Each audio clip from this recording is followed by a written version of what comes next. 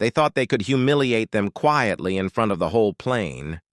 But they didn't know these two sisters had a phone number that could change everything. By the time the wheels were supposed to leave the ground, the flight wasn't going anywhere. The cabin doors were still open, passengers shuffling down the narrow aisle, when Ava and her younger sister Naomi stepped into the aircraft. Both were dressed in sleek, comfortable travel outfits, their carry-ons rolling behind them. Their tickets clearly said first class, but the moment they entered the front section, the air shifted. The white flight attendant at the galley stopped, mid-conversation with a passenger, and gave them a once-over that wasn't friendly. Ava smiled politely and placed her bag in the overhead bin. Naomi, sensing the tension, whispered, "Don't start, sis. We're here to relax." The sisters had been saving for this trip for months, a surprise vacation planned for their mother's 60th birthday. But as they took their seats, the same flight attendant approached, her tone clipped. "Ladies, I think you're in the wrong section. Economy is that way." Ava's smile faltered. "No, these are our seats. First class. Row 2, seats A and B." She handed over her boarding pass. The attendant barely glanced at it before saying, "Well, there must be a mistake. I'll have you move before we take off." Ava exchanged a look with Naomi, the kind of look that silently says, "Here we go again." It escalated fast. A man in a suit, the lead purser, came over, speaking in a tone dripping with false politeness. "We've had a last-minute upgrade situation. I'm afraid we'll need you to relocate to economy so another passenger can sit here." Ava's brows knit.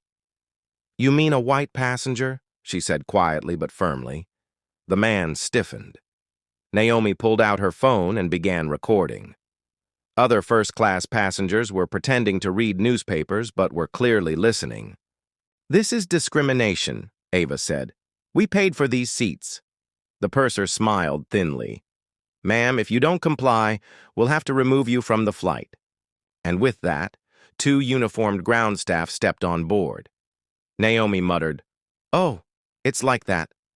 Ava leaned over to her sister and whispered, "Call Dad." The purser scoffed. "And who exactly is your father going to call?" Naomi hit dial. The man on the other end picked up instantly. "Dad, they're removing us from first class because we're black," she said, her voice shaking but steady. There was silence. Then a low, dangerous voice. "Put me on speaker." The moment Ava turned the phone around, the cabin crew went pale. On the small glowing screen was the face of Charles Bennett, CEO of the very airline they were standing on. "Who's in charge here?" His deep voice filled the air. The purser cleared his throat. Mr. Bennett, Save it," Charles snapped. "Captain, are you listening?" A voice from the cockpit crackled through the intercom. "Yes, sir." "Good. This flight is grounded until my daughters are seated in the seats they paid for, and every crew member involved in this incident is off this aircraft before departure." Gasps rippled through the first-class cabin. The ground staff looked frozen, waiting for direction. Naomi tilted her head with a small, almost smug smile. Ava wasn't. Gloating. She was furious. Furious that it had taken this much just to be treated with basic respect.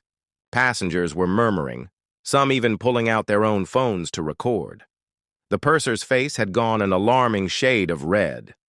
The captain's voice came again, tighter this time. "Understood, sir."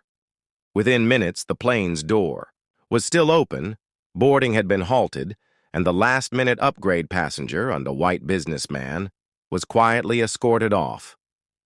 The offending crew members were told to disembark as well, their expressions a mix of shock and humiliation. The replacement crew came on board from a standby roster. Word had spread through the cabin, and several passengers came up to the sisters to apologize for what they had witnessed. Ava and Naomi sat back in their seats, not triumphant, but determined. Naomi whispered, "Mom's gonna love this story." Ava smirked.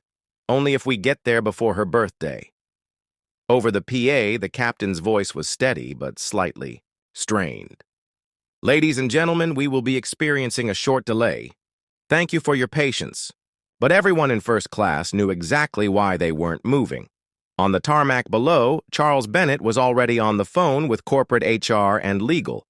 By the time the plane finally took off, the incident was already trending online under the hashtag Eat Your First Class While Black. And somewhere between takeoff and cruising altitude, the sisters knew they hadn't just stood up for themselves. They'd sent a message to every airline employee who thought they could quietly get away with prejudice.